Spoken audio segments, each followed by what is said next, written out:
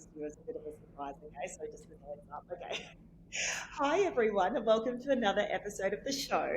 So, I put out a call to all of you about who you would love me to interview for Mother's Day and our Mother's Day special. So, firstly, thank you to those who responded. We got an overwhelming response, and so many amazing mums were mentioned. And I should mention that every mum is beyond fabulous and inspiring in their own right. But the mum most of you wanted to hear from is, drum roll, Steph Claire Smith. So I'm joined today by this Melbourne queen. Steph, welcome to the show. Thank you. Thanks. I love it. I'm so fortunate to have connected with you via podcasting, and I've had yourself and Josh on our show, and that episode was killer. So to those listening, it's episode 101. We deep dive into Steph and Josh's relationship, their challenges. They were so open and raw, and in fact that episode, I think it's one of our most listened to episodes, and we like topped the charts with that episode as well. So there we go, girlfriend. No, but yeah, certainly one to listen to. But yeah, absolutely thrilled to have you on with us today. For those of you who don't know who Steph is, firstly, let me give you a little bit of a rundown of her fabulosity. So Steph is mother of Harvey and has her gorgeous husband Josh as well. And Steph first graced our screens as a successful model and then became the co-founder of the Kick app, offering over 1,000 workouts, meditations, recipes and programs, which I am personally a massive fan of, as I think I've mentioned to you, Steph, with all my testimonials about how good your app is. I really appreciate it. Yeah, no, absolutely. So yeah, definitely. I mean, happy to even put a link in the show notes for those listening as well, because it is such a game changer. And for myself, I really loved the meditations. I mean, I loved all of it. I loved the fact that the workouts are bite-sized chunks. So it's like 20, 25-minute dumbbell exercise. I can get that done, quite easily within mum's schedule. We've got limited time, but also the meditations, particularly the ones before bed, I loved it. I found them so incredibly grounding. So thank you for all that you do in supporting us. Oh, no, thank you. I mean, it's awesome to have heard that you've had such a good experience with it. And I mean, I too, obviously I'm biased. It's an app that I created with my team, but I think as a mum, in juggling a lot, I use it almost every day in different ways because, it is pretty flexible. And yes, we do have a discount code as well for anyone who wants to try it. It's Parenthood, and we'll put the details in your show notes. Oh, amazing. Love that. So Steph's also, as I mentioned, a podcaster. So she's the host of KickPod, the co-host of KickPod and the host of Kick Bump, and has significant influence in social media with a very large community of followers who love following her journey, including all of us. So while we've got you today, what I'd love to do is, firstly, I've got a few burning questions that I'd love to throw at you, and then we opened it up to our audience as well, and would love sort of your take on, I guess, mum life, and also just, you being an individual who, looks after their well-being, who's very big in business and, and all the things. So are you ready for me to fire away with some questions? Absolutely. Awesome. So I want to start firstly with this beautiful reel that you put up, and it did stop me in my tracks, and it's one of those ones where, you're scrolling Insta and it's so easy to go past so much content, but I just read the first kind of little bit, and it said something along the lines of it was all about you, and I sort of just stopped, and then I watched your beautiful reel where there are snippets of you throughout your life, and I actually want to read some of the words from that reel because I think it sets the context, right? So this reel said, you're going to realize it one day that happiness was never about your job or your degree or being in a relationship. Happiness was never about being like the others. One day you're going to see it, the hope, the listening to your heart and following it wherever it chooses to go. One day you will understand, and no external factors can define it.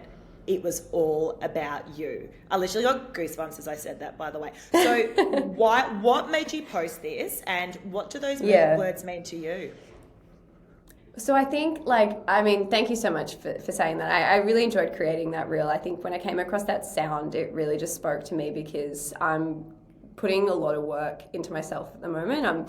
I'm seeing a therapist quite regularly, and just working through some stuff personally. But the biggest thing I'm kind of unpacking is how I've lost touch with my authentic self a little bit. And I think what has kind of happened over the years, and I suppose, our 20s are all about growth and experiencing new things, learning things about yourself and maturing in ways. But I think something that I'm pretty proud of is for most of my life, I have had a lot of self-awareness. I've had a really strong connection with myself and a lot of confidence in who I am, what I like to do, what I want in life. I've always been very, very sure of it, and I haven't really let people's judgment sway that from me. And a clear example for me is going back to high school when I was telling people that I wanted to get into modeling.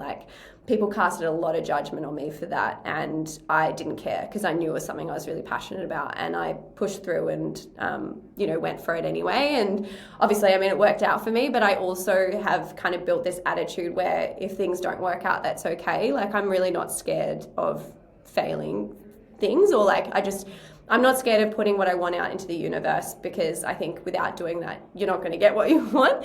But if it doesn't happen, it doesn't happen, and it is what it is. But we've only got one life, so try and live it in the way that you want it. And I think what's happened in more recent years, and maybe it's my change in motherhood, maybe it's the business has gotten to a point where it's getting even bigger and the pressure is building, but I've lost that sense of self a little bit, and I have kind of, I suppose, tuned down or turned down the volume of my inner voice and that strength inside, and kind of listened more to what I think the world wants in me, or show up in a way that they want, as opposed to what I want to do. So I think I've kind of gone back to this point of caring too much about other people's opinions on my decisions or what I want, instead of really prioritizing my own, and been doing a lot of work in looking through my values, and they've kind of always been the same even since I was a little kid, and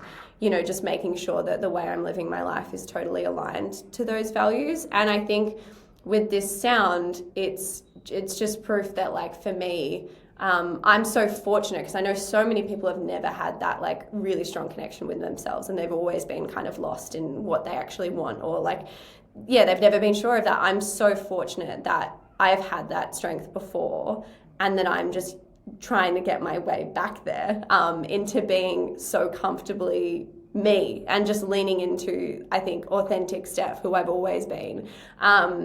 So that's what that sound said to me, and that's a journey I'm on right now. Yeah, that's amazing. And do you think it's reflections? You did turn 30, I think, earlier this year. Is that right, Steph? Yeah. So what was sort of the trigger point for you to start going, I'm going to look at myself, because I'm realizing that I'm a little bit off course from authenticity? What was the trigger? Was it your birthday, or what happened?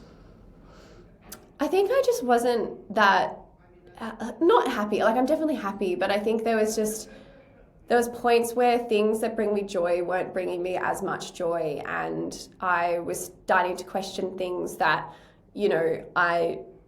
now looking back, there's nothing wrong with it or anything like that. I wouldn't say it was depression, but I just was in a funk, and I just really had to kind of sit and work through some things, what was going on. And when I started speaking to my therapist about it, she started to kind of not pick apart, but was why do you think that about yourself? Or why do you think someone would assume that of you, what's happened in your life? And it's just made me realize that, that kind of external validation has crept back in, and caring more about making other people proud or happy has been more important than actually just making myself proud.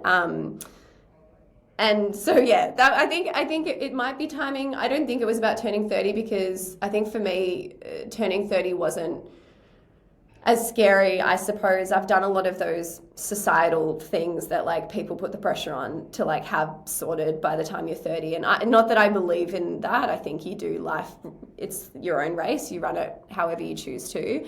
But I think because I've found my soulmate, I've traveled the world, I'm living my dream basically, and I was very comfortable in going into my 30s, and I've also learned that the older I'm getting, the more I'm having more and more respect for myself, and I really like the idea of that. So I'm not fearful of aging. But I really think that my 30s is going to be about, kind of leaning back into who I am and prioritizing what truly means like the world to me.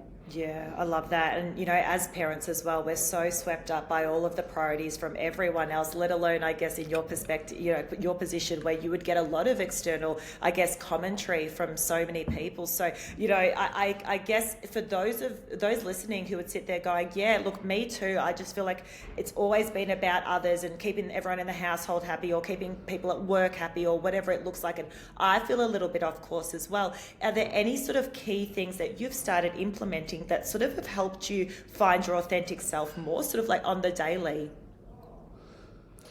I mean, the biggest one was actually getting clear on my values. So I'm outside of my therapy, I'm also working with a bit of a coach, and it was kind of for work, but she's also like life coaching basically me, and helping me work through some stuff and figuring out my values. Like I think I thought I knew what they were, but when I went through an actual exercise and really narrowed it down to like 5 really important values, that really helped me because I was able to then think about all the different kind of decisions that are coming up in life or big changes that might come up in the next couple of years, and like what actually aligns with who I am and what I value in life. That's helped me a lot. I think also just reflecting a lot on the times in my life where I was really happy, like why do I think I was happy in that point? What was going on in my life? And not just looking at it with rose-colored glasses, because I know that every happy point in my life also had its own challenges. But, was it, when I looked back, I was like, well, I was listening to what I wanted in life. I was literally leaning in to who I was and not giving a fuck, really. Like, that's when I was happiest. And so I just want to really embody that. And I think a practice that has helped me a lot, I'm not journaling daily, but I'm journaling almost daily. And I'm not necessarily doing it as a morning practice. I was for a while there. I was doing it every morning, and I suppose building back up my habit of doing it because I've always loved journaling. But I've now I'm doing it whenever I feel like I've got something to say, and it's not just a negative space. I think for a while there, my journal was just like a bit of a dark place that I think if someone found it, they'd be like, whoa, what's going on in your brain? A lot. And that's okay. Like, I think we also need a space where you feel safe to be able to do that and like let those thoughts out. That's fine.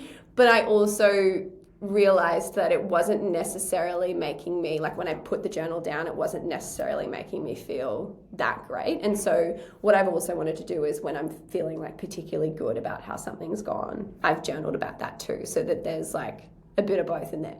But that's really helped me as well, because it's, instead of it all just being in my head, along with my to-do list for the day or worrying about Harvey or all the other things that race around our minds, I've got a space where I can like genuinely just work through my thoughts, and it's been really helpful. Yeah, I'm a big journaler as well. I love it. And it's amazing when you sort of get into the flow, like what can kind of come to fruition. And it really clears things up for me too.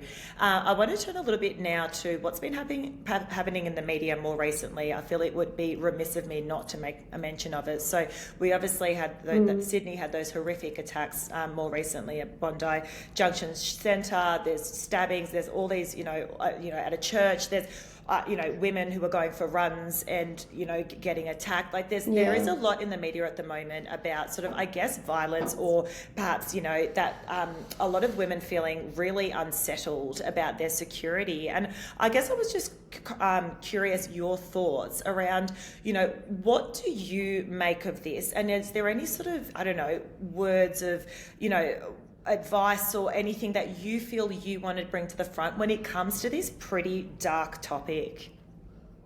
Yeah, I mean, it's really terrifying, to be honest. Like it's, I think there's one, I don't know, I have a lot of thoughts about it, because I think the media, and I know that they've been like going back and forth about how they can like better monitor how they, talk about certain things. And I think somebody who I would really love to highlight in this stage is tarantula, because the way that every little bit he does is basically like making people totally aware of the issue at stake and how many women are dying every week in Australia from violence, and it's from a man.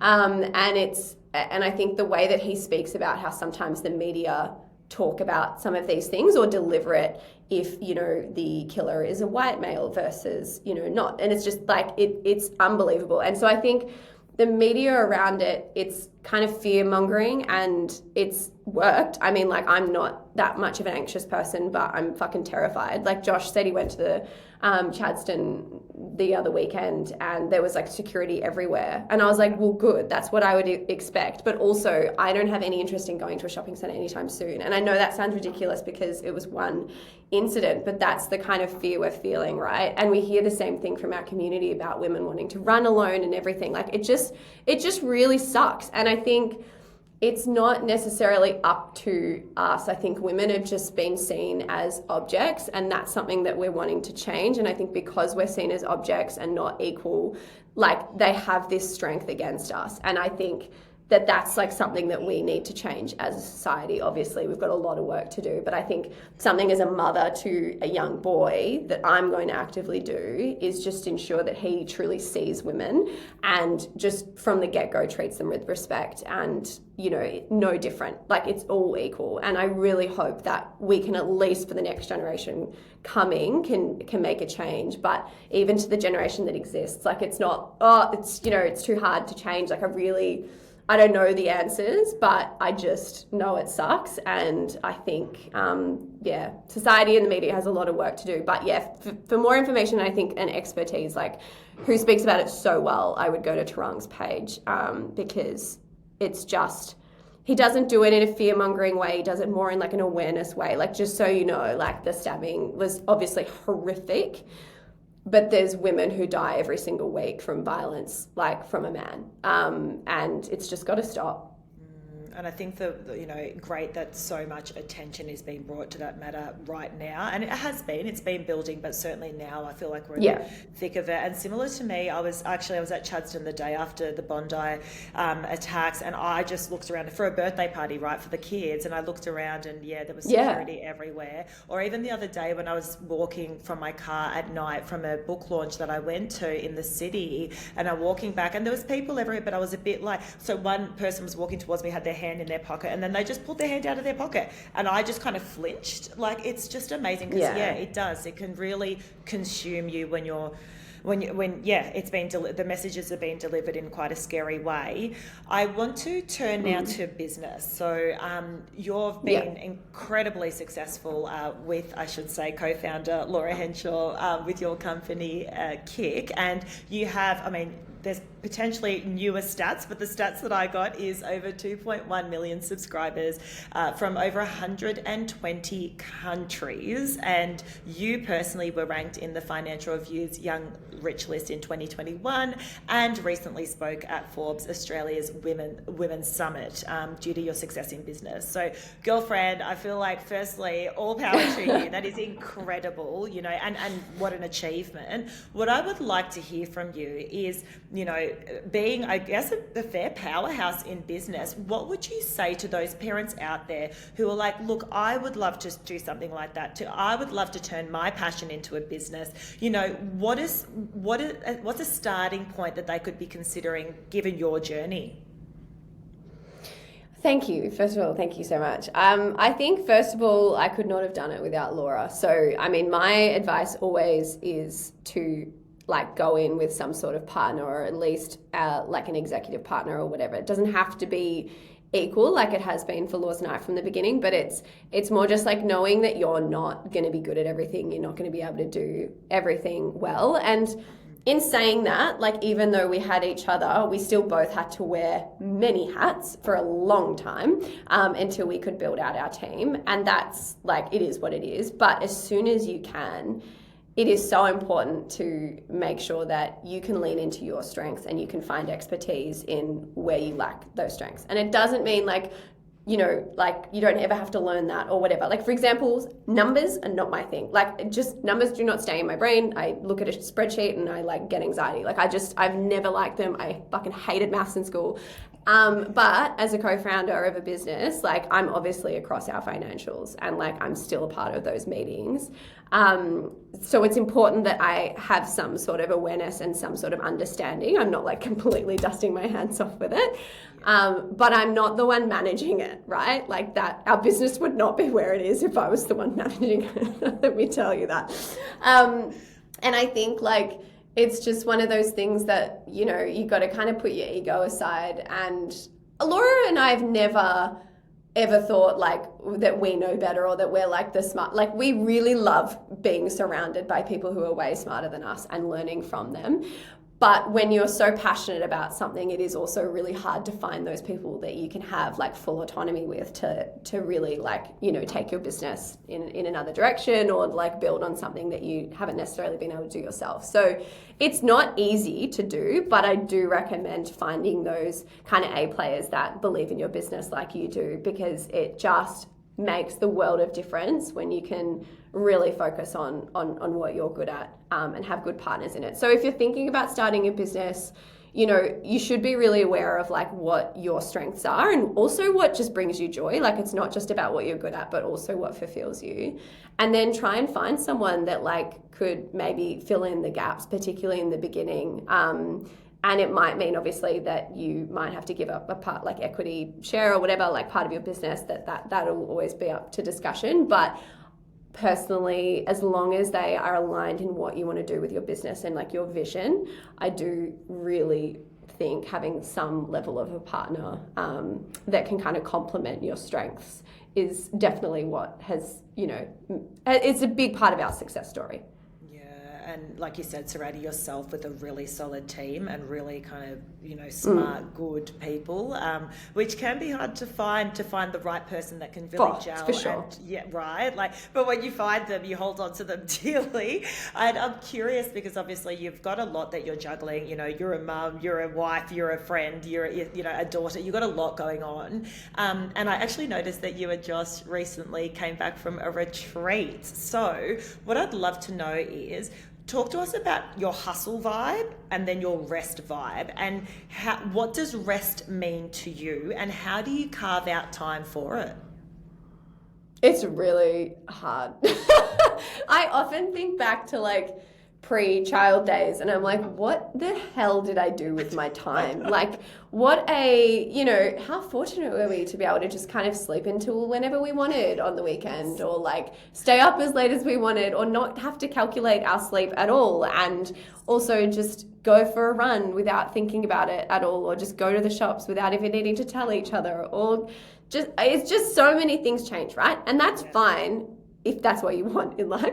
And I think it's just like, for me, it's just been letting go of what my routine used to look like and understanding that it's not gonna be that way. And so self-care for me and like just making sure I've got time for myself does look different now, but it doesn't mean that because it can't look how it once looked, I don't do it at all. Like it's not for me, I've never really been a 0 or 100 kind of person when it comes to my wellness. Like I know a lot of people who are, my husband included, he's been that way in the past. He's now found a really good routine that works for him. But for so long it was like, nah, I'll just do nothing at all because like it is what it is. Or he's working out like every day and like pushing himself to a point where he probably got injured. And so I've never been that way. I've always just kind of found little ways that I can sprinkle in me time. But it's not like a set routine. I find that when Harvey's in a good routine, I'm able to kind of implement a bit of a routine. So when that is the case and he is sleeping through, for example,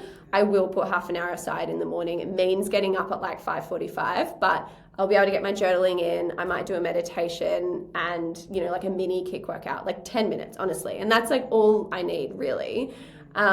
If I'm really feeling like I want to do more movement than that, then, you know, I might skip the meditation and like do longer in the workouts or whatever. But I know that that's not going to work most mornings of the week, particularly if Harvey is not sleeping, right? And if he's not sleeping, I'm also not sleeping. So I'm not going to give up even more of my sleep.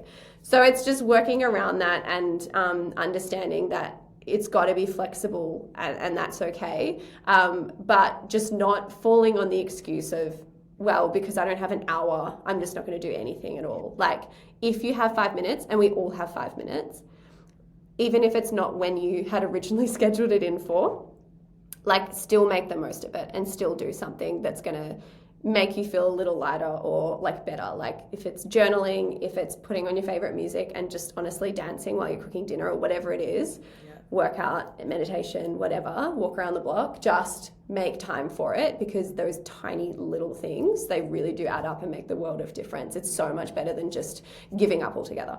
Yeah, 100%. And if you don't know what those things are that you could do in 5 to 10 minutes to 15 minutes, write them down when you've got a second, because I find sometimes I forget and then I'm like, oh, it's too hard. And then I'm on my phone for 15 minutes scrolling Instagram. I'm like, they were my 15 minutes that I could have used to read a book in the sun with a tea. Like, that fills me up. Why did I just bloody do that, you know? So sometimes we've got to have those little things, like, you know, obvious to us, and we have to take the time to write them down. And that might be something for those listening that they might consider doing, you know, after this. We need to remind ourselves what we can do for ourselves, because often we're so caught up doing everything for everyone. I want to jump 100%. into some audience questions. So talking about the load, right? So I've got someone who called in saying, I'm a working mum and often feel overwhelmed by the mental load, and we don't have unlimited finances. So I do a lot at home when it comes to cooking and cleaning and things like that, and you juggle so much.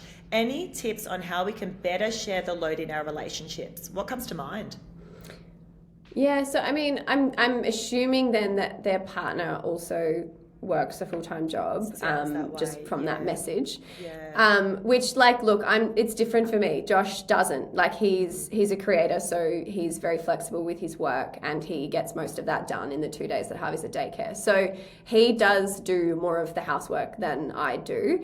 Number one, it also comes a lot more natural to him. He is a lot more tidy than I am. It's funny, every time I see those, like, housework memes of, like, closing the cupboards behind your husband or, like, putting their shoes away, I'm like, fuck, that's me. Like, it's reversing our household.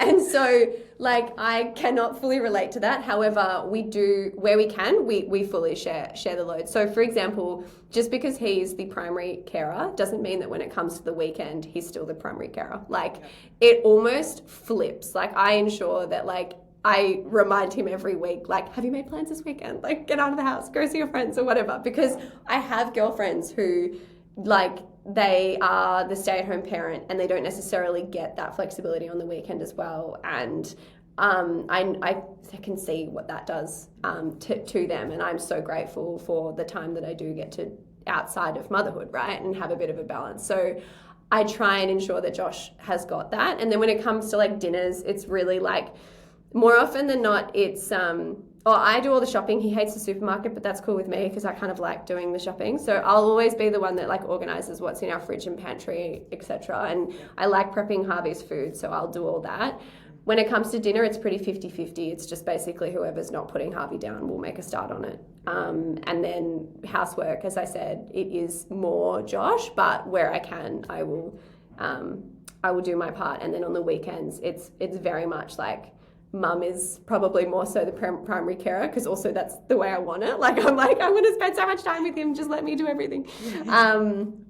So the balance kind of goes there. And I think it is different if you're two full-time working parents, but I think you're both full-time working parents. So there's no reason why one of you should be doing more than the other. I think it's all down to a conversation. I've got friends who, you know, have written down, like, chores lists with their partners that's like, okay, like, let's make it really, really clear.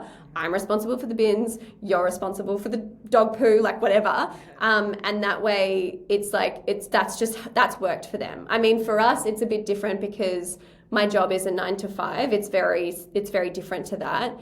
We couldn't have that list. Like, it is a bit more of like a team, like, you know, if something drops, like, I'll step in and do it that day, but it might mean that the next day, if he hasn't done the dishes, like, I'll do them. Like, that's just how it works for us. So everyone's really different, but you just need to have those open communications with your partner. If you feel like things aren't working or you're overwhelmed and you think that the load is a little off balance or not fair, like, just talk about it. Just work through it. Absolutely. They're not mind readers, so give them the chance to sort of No. come to the party and, and work through it. It does mean more time and often we're so in the whirlwind of children and everything else, but, if it's you're causing resentment, like you're saying, that resentment will only build over time. So best to kind of get it out and iron out the creases. I'm talking about sort of even communicating and conflict. So I had someone call in and say that I listened to your episode with Josh, I'm assuming they're referring to the one on our pod, and love how you resolve conflict.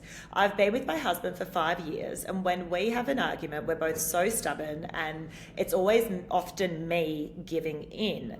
But then I've become resentful about that. Do you have any tips on how we could reduce our egos in a relationship and have better conflict resolution?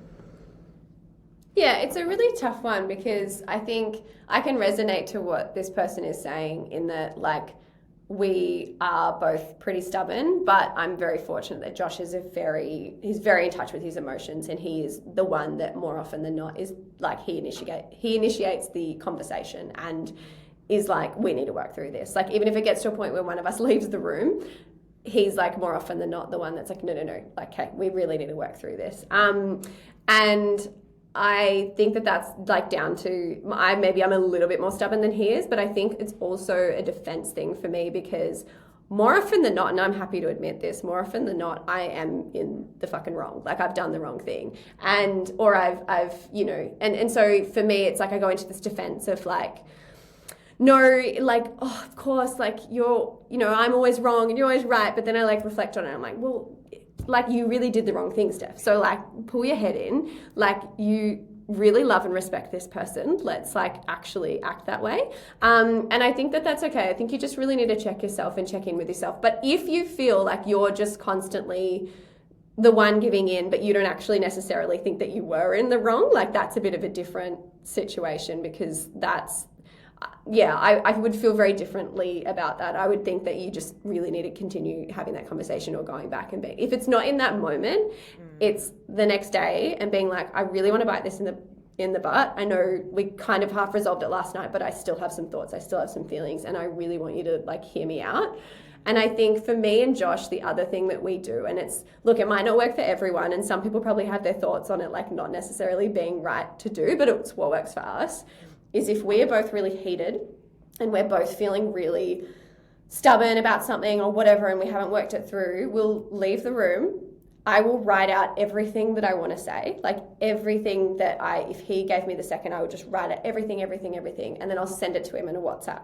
And then he'll have time to kind of digest it, read it through, and more often than not, he'll either write back and then we'll have to go back and forth for a little bit, or he'll come downstairs or come back into the room and we'll be able to talk it through. And sometimes that's what works for us because it's like, without just kind of being stubborn and like standing up for yourself and being defensive or whatever, you're actually just getting out what you want to say, and so are they, and you have that time to kind of digest it. And I think sometimes that's good too. So whether it's a letter, or I've heard some people do voice notes, whatever it is, I don't think it has to be, okay, right now in that moment, you've got to be able to have that conversation. Like, I think it's fine. We're all human. You get heated and you need to take that moment to reflect yourself, to realize like where you're actually sitting and what actually happened before you go back. Yes. Yeah. I remember speaking to a relationship psychologist, and she suggested that it's like, if you're realizing, because often when your words come out, even if you don't mean them, they're out there, right? And it does damage your relationship, is essentially what she was saying. So,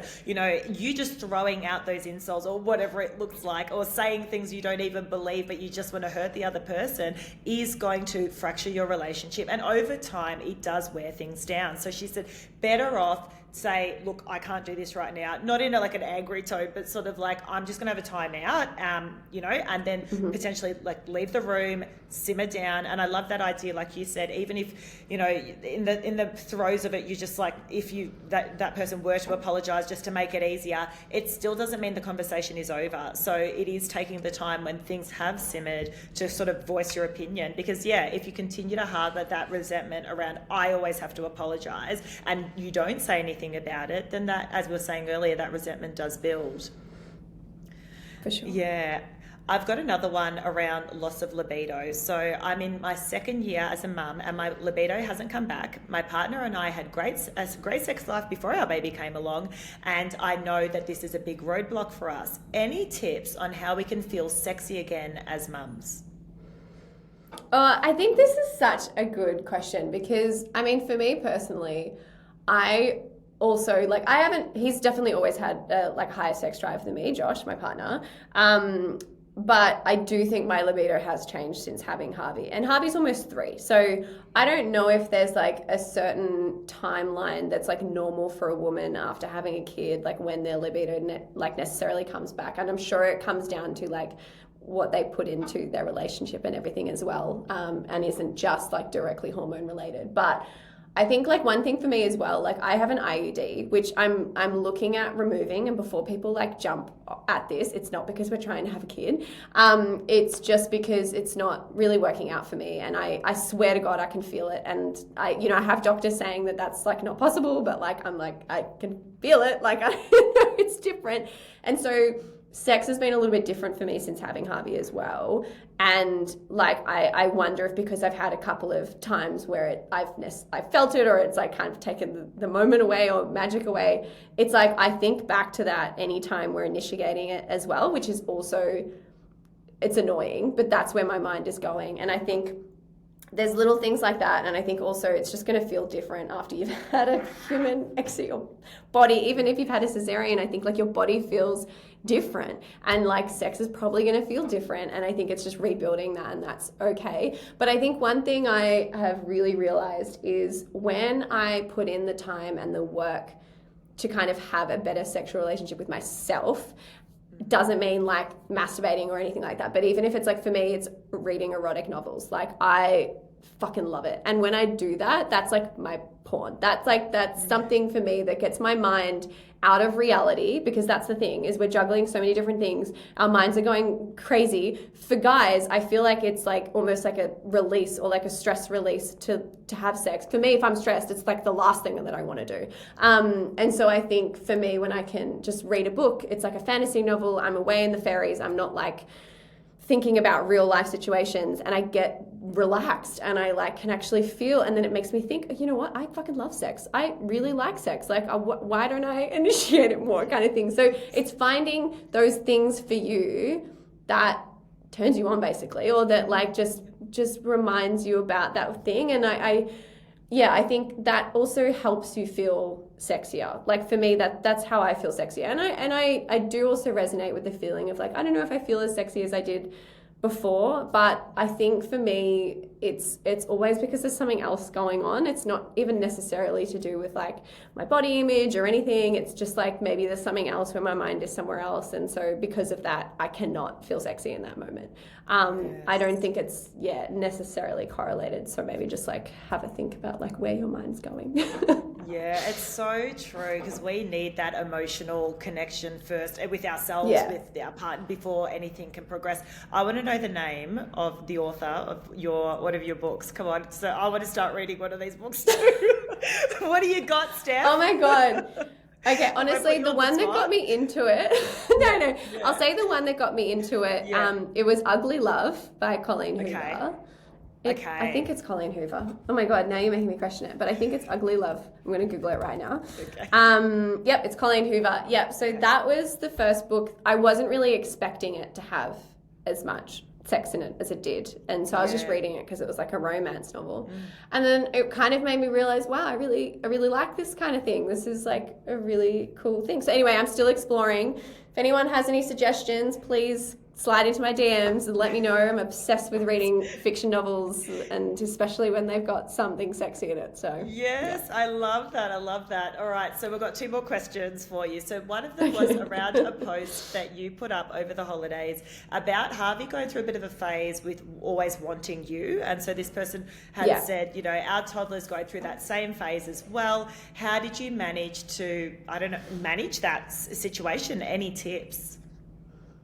Yeah, it's super hard because I think for me at the start of the holidays, you know, it had been a really busy year. I really missed I feel like I missed time with Harvey, so I was so excited for the holidays. And at the start, when he was like really wanting me to do everything, I was like, fuck yeah, this is great. Like, absolutely, I can do that. And it was so good. But then I think what affected me more was how rejected Josh felt in those moments. And like that, it wasn't just exhausting because I then had to do everything and it was really hard to find time for myself. And like that was one part of it, but it was more so watching the effects that it had on Josh, who, you know, gives everything to him.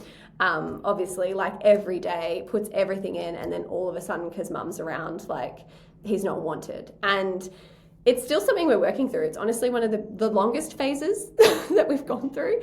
And it is still something that we're trying to manage. And it's obviously, it's kind of harder on Josh than it is on me. And I know that might sound, I think to any stay-at-home mums who do have more of the load and then they're also the preferred parent, like that would be fucking exhausting. And like, I couldn't even imagine. But I think for us, it was, it's been a little bit different because I'm just really hurting seeing Josh kind of hurting really, and like working through that, and like he understands, like he's a toddler, he's not meaning, like he doesn't actually want you to go away or like doesn't like you or anything like that. They're just saying things, right? And he's his safe space. He knows he can say that stuff and Josh will always be there. But it's really hard. At the end of the day, we do have like adult brains and it does hurt our feelings, like when you hear those kind of things. So we're still working through it. I wish I had like the antidote or the, you know, thing, but I think it's just making sure that you're continuously communicating with your partner what you need. And just, I don't know, going with the waves. Hopefully the phase will be over soon. Yes, I remember that phase with my boys, and they always wanted me. So I can attest to the fact that yes, it does end, but yeah, it was full on. And similarly, Jules, my husband, was kind of like, what the, like, you know, and you could just see, he's like, oh, it's okay. And I could just see like his little eyes, like looking down at the floor, and just like, he's like, damn it, why doesn't my son love me? Like, so you're right. It's such a mixed bag of emotions, but these kids, that's what they do. They take you on this great little ride with them. And you have to just be flex. The last question I had for you was just a business one. So, I had a mum write in saying, look, I'm a working mum with a side hustle. I have a podcast and businesses sponsor my podcast. But what I'm really struggling with is the rejection. So for every 50 emails I send out, I might get 5 responses. How do you handle rejection? I think actually, if she looked into it, that's probably not actually that bad of a response rate. And I think also it's just, don't let it get you down. Don't let it stop you from continuing to reach out, because you just never, ever know. And I think for those who do reject, I think it's always worth following them up and asking, you know, why, or if they haven't explained it already, like asking for some more background as to why they have decided that.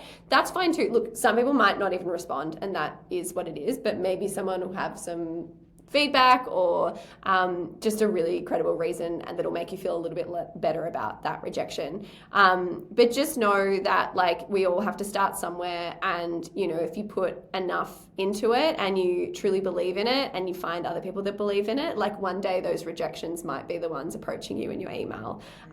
So you just never know. Yeah, I love that. That's so well said. Well, thank you so much, Steph, for your time. I'd love to know what's in the pipeline for you. What's next, girlfriend? I mean, there's a lot happening at Kick, which is super exciting. A lot of exciting content drops and feature updates in the app. We're just constantly trying to make it the best experience possible. So the team are working really hard on that. But I can't really tell you what they are exactly. And other than that, that's about it. We've got actually our first family holiday. Oh, no, I went to New Zealand with Harvey and Josh for my friend's 30th. We went away for a couple of days, but we've got our first kind of only us as a family away overseas coming up. We're going to Fiji, and I cannot wait. I'm so excited for that time. And just to see how he goes with it and how we all go, and just hopefully find some time to relax and spend some quality time with Josh. So that's what's coming up personally. Oh, I love that. I've heard so many good things about Fiji. Never been, but it's perfect for children as well, I hear, and just that low-key vibe. Love that for you. Well, yeah, thank you so much again, Steph, and I'll pop your details for those who don't already follow you in the show notes as well, so they can find you too. Thanks for your time. Thank you so much for having me. Awesome. Thank